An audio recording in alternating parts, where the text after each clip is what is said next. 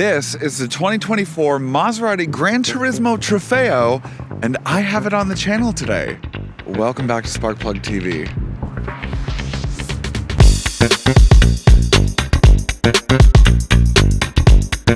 Welcome back to SparkPlug TV. My name is Chris, and I do car reviews for literally everybody, not just car enthusiasts. Before I begin today's video, please don't forget to like this video, comment something down below, subscribe to the channel, and hit that bell icon so that you get notified whenever I drop a new video, which is whenever I can.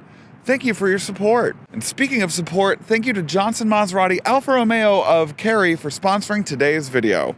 Johnson Automotive is known for providing exceptional service to luxury clients, and Johnson Maserati Alfa Romeo of Cary is no exception. If you want an ownership experience indicative of these amazing Italian machines, Johnson is where you'll find it.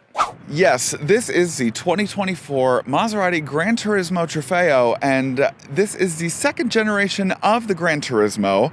The first generation had about 40,000 units made from 2007 up to 2019. The GranTurismo holds the record for one of the fastest production vehicles to come into production that's redundant ever. It was made to replace the Maserati Spider and the Coupe as its Grand Touring flagship model. The only problem with the GranTurismo now is that it is super expensive for what it is, but we'll get into that in a second. Starting at a cool $175,000 for the Modena, the GranTurismo comes in two trims right now. This is the top tier Trofeo, coming in around $206,000, but this one is sticker priced at $222,000. But from my understanding, Maserati is giving dealer cash right now to try to get it off the lot because they're not selling very well. Now, I bet you're asking yourself, what do I get for $222,000?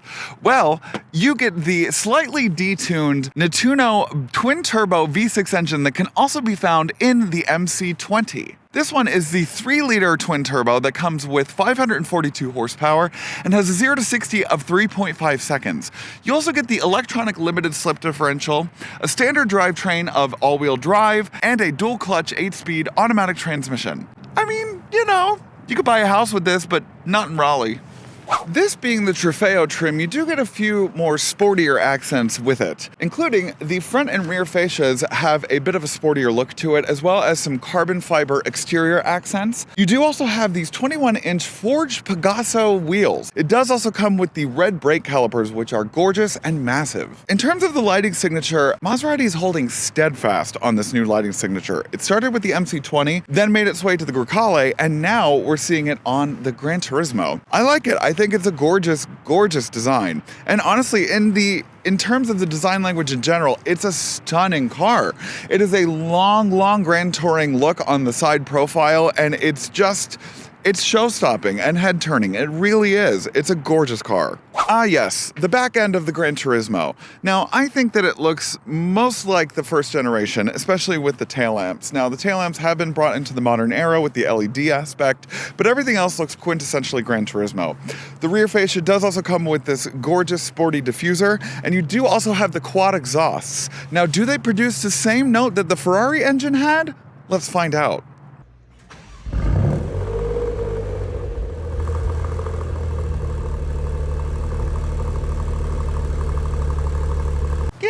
Give or take, sure. You know, it's not a V8 and it's not produced by Ferrari, but you know. Anyways, since we're back here, we might as well talk about the fact that this does have a kick-open tailgate that I'm not going to attempt on camera, but it does have a 10 cubic foot cargo capacity, which I guess isn't the most grand touring aspect of it, but at least you have a trunk and you can put stuff in the back seat. All right, let's go inside. All right, welcome to the interior of the 2024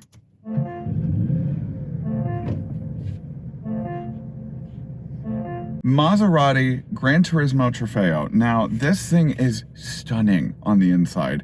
I mean, this literally feels like a Louis Vuitton bag or like some kind of Italian luxury product. And that's exactly what this is, right? I've never sat in the old GranTurismos. This one, again, just like the Grille, is very bespoke Maserati at this point. It's got the 19-speaker Sonus Faber sound system with these gorgeous grille covers for the speakers. They're really, really gorgeous and they fit well with the overall design of the interior. It's got this Alcantara headliner. It's got these gorgeous leather accents with this gorgeous silver lining as well.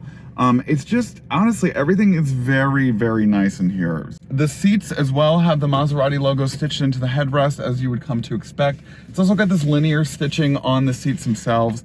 Moving on to the gauge cluster. The gauge cluster is positioned very, very well. I really like the gauge cluster. You can customize it just a little bit, especially when it comes to the layout. You can change the cluster to like classic, evolved, or relaxed. You know, I don't really want to be relaxed while I'm driving this thing, but that's okay. The steering wheel looks like it comes out of any Maserati at this point. You've got the different drive modes on the bottom right. You've got the choice between the Comfort, the GT, the Sport, or the Corsa. And then, of course, it's got the quintessential start-stop button on the left-hand side of the steering wheel. It's a gorgeous steering wheel. There's really not much else that you can say. I love this red color. It is very gaudy and very like ostentatious in its presentation, but I think that's what you're kind of paying for, right? I mean, now it does also come in like some cream colors and some brown leather colors, but if I'm getting a Maserati, I kind of want like to go all out, you know what I mean? Like, and especially in the GranTurismo, like I want it to look as gaudy as possible. This has got to be the longest door I've ever seen. It goes on forever, especially when you open it. Now, this one does come with the $4,500 Addis package, which basically means that you've got the adaptive cruise control, you've got the lane keep assist, you've got the lane trace assist, and you've got the 360-degree camera, which if I can pull that up right now, it's a pretty decent 360-degree camera. You can choose different angles depending on what direction you're driving. And there's an additional camera in the roof where the antenna is for the rear view mirror. Other than that, I mean, it does have the 12-inch infotainment system up top, and then down at the bottom there is this 8-inch additional screen for the HVAC, the clock, the seat adjustment, the ambient lighting. The infotainment system is fine. I don't really love the fact that there's not a whole lot of buttons, especially with the fact that like trying to turn it on and off, like it's not even a raised button, like especially with the volume control being that like 2014 Honda Accord volume button. I thought we got past that. I thought we like, did we not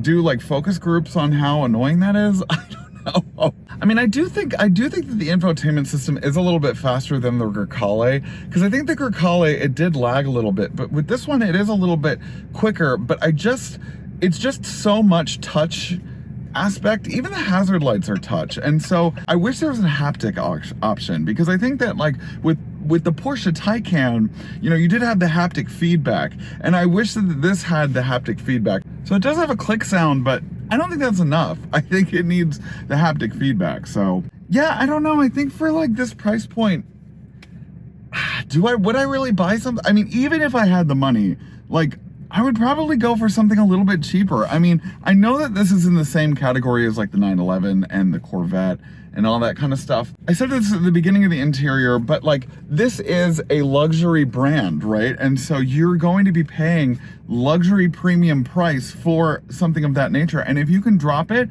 and you want a daily driver that is comfortable and that is also quick and also can turn heads, then this is for you.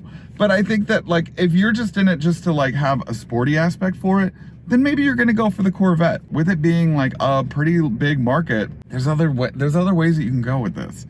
But you know, if you want something that has the technology and has the prowess and has the heritage and just the gorgeous, luxurious aspect to it, then this is definitely the car for you, 100%. So anyways, thank you guys so much for watching today's video. Please don't forget to like, comment, and subscribe, and hit that bell icon so that you get notified whenever I drop a new video. And I'm gonna go get some Chipotle for lunch and then take it out for a little test spin. See you guys next time. Bye-bye. Why am I saluting? Hey Sparks, thanks for watching today's video. Do you want more SparkPlug TV content? Then you can choose one of these 3 options. Right over here. The middle button is to subscribe to my channel, so please do that. Right over here. These 3. I can't see them in real life, but they're right here.